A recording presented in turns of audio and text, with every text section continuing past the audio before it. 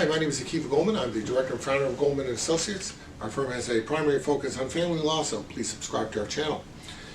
One of the main things that people worry about when they're thinking about getting divorced is, how am I going to pay my bills? How am I going to survive financially the divorce process? I mean, think about it. You're used to living in an environment where maybe you're a homemaker and your better half or other half is bringing home a paycheck. If you get divorced, how are you going to pay your bills? Where's that paycheck going to come from? Will he or she continue to bring that paycheck during the divorce, and what's going to happen afterwards?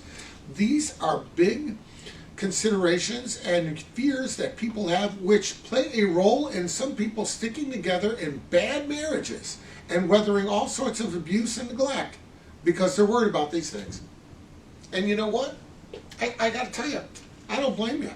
I have had, over the course of my career, people who've come to me about divorces, and in the back of my head, I thought, you know what?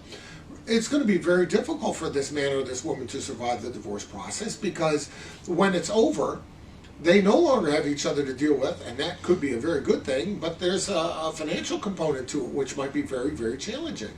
So if you're worried about what's going to happen in the divorce, number one, if people tell you, don't worry, you're going to be fine, well, I would say that that's an oversimplification of the problem. I do believe that in most cases the court will do its best to make sure that you don't suffer financially. But there will be an adjustment. There will be a period of time where you may well find it financially challenging to move on to the next step. You do have to understand, though, that your attorneys can file appropriate motions to maintain the status quo, which means that whatever was being paid before the divorce gets paid during the divorce, so that's going to help you a lot. And then, of course, you need to realize that while it is true that the income may not be coming in, but you will get your portion of the marital property. That means you will get a portion of, or the value of a portion of, the house, any assets, stocks and bonds, mutual funds, money in the bank, 401k, all of these things are going to be split, and you will have that.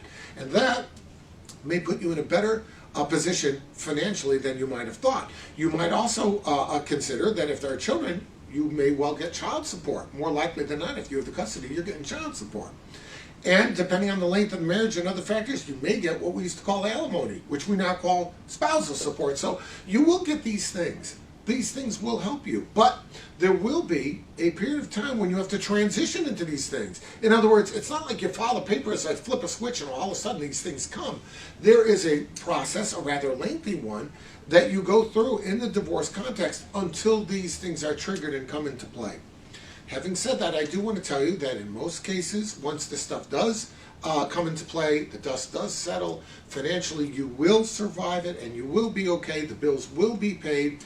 I'm not trying to say that it's a rosy paradise out there, because there are challenges associated with this process, but rest assured, it is set up so that not only can you get through the divorce financially, but that you should be able to survive the post-judgment of divorce phase as well. If you have any questions about that, reach out.